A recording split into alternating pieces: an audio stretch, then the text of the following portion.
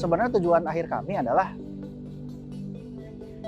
kami ingin agar orang-orang lebih peduli terhadap kotanya dan kekayaan yang dimiliki kota itu gitu.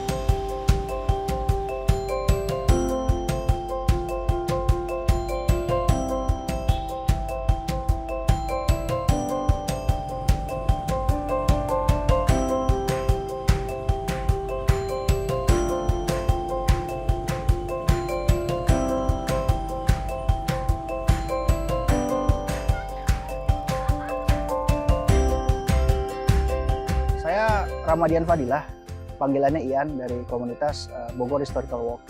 Jadi sebuah komunitas yang ingin mengenalkan sejarah dan kekayaan budaya di kota Bogor ya, dan mengenalkan Bogor sebagai kota yang multikultural. Bogor Historical Walk sendiri berdiri tahun 2019. Jadi awalnya kami ngasuh anak gitu, jadi seperti orang tua yang lain gitu, saat Sabtu Minggu kan bingung mau kemana gitu. Akhirnya kami coba ajak anak-anak keliling lihat-lihat bangunan bersejarah. Nah dari situ beberapa teman ikut, terus temannya ngajak teman lagi, dan akhirnya berkembang sampai kita buka aja untuk umum. Nah, jalan sampai sekarang. Di situ saya sering lihat walking tour gitu. Nah ini sepertinya konsep yang cocok ya dibawa ke Bogor gitu, karena di Bogor kan udaranya masih enak lah ya gitu kalau nggak hujan.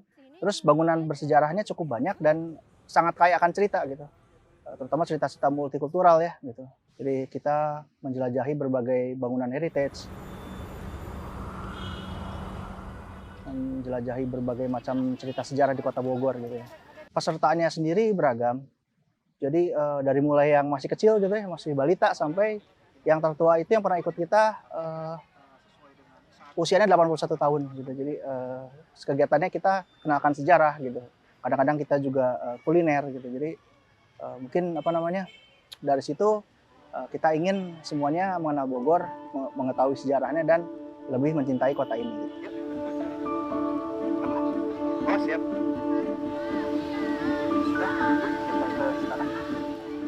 Di Bogor sendiri ada peninggalan kolonial Belanda, termasuk ini kita di Kebun Raya Bogor ini kan. Ini sejarahnya juga sangat menarik ya, dimulai dari Pajajaran lalu dikembangkan sampai jadi sekarang.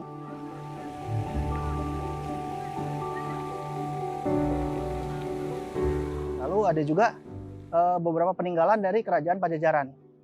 Nah, Pajajaran kan leluhur kesundaan ya gitu. Nah, di Surya Kencana ceritanya kaya akan kisah-kisah keturunan Tionghoa. Nah, itu yang memperkuat Bogor makin kaya ya, makin menarik gitu. 2000. Lalu di kawasan Empang ada kisah-kisah orang Hadrami dari Yaman Selatan gitu. Nah, semuanya itu membuat Bogor makin kaya akan cerita, kaya akan budaya, dan kaya akan kuliner yang pasti.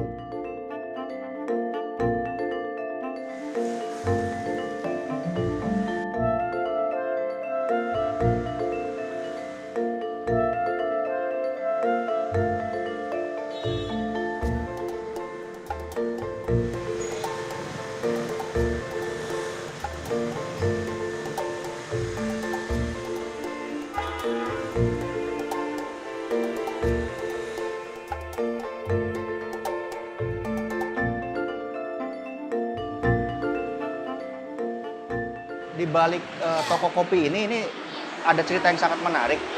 Jadi kenapa kalau kami ada teman-teman datang ke Bogor, kami selalu ajak ke toko kopi ini, karena memang sejarahnya kental sekali dengan nuansa multikultural. Nah, ini ada ceritanya.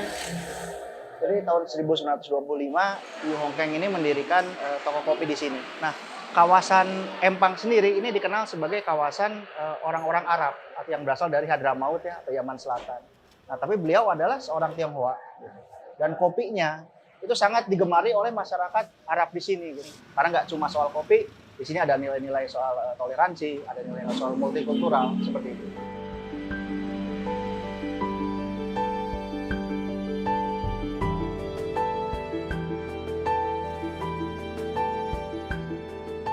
melihat masa lalu itu untuk melihat yang akan datang. Kita belajar dari masa lalu untuk masa depan yang lebih baik.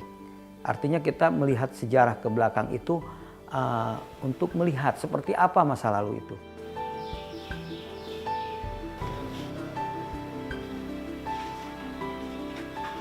Keberadaan Kota Bogor itu kan tidak terlepas daripada Bogor sebagai pusat ibu kota Pakuan Pajajaran dan sebagai pusat ibu kota Pakuan Pajajaran yang pernah cukup dikenal di Nusantara ini, terjadi satu akulturasi budaya yang sedemikian rupa sehingga tidak hanya masyarakat pribumi yang tinggal di bumi Pakuan ini juga dengan perkembangan dan kemajuan bumi Pakuan atau sebagai pusat kota kerajaan Pajajaran ini berkembang sedemikian rupa sehingga banyak etnis-etnis lain yang berdatangan untuk ya macam-macam lah, ada yang mencari penghidupan baru, kemudian berniaga, juga ada yang berdakwah.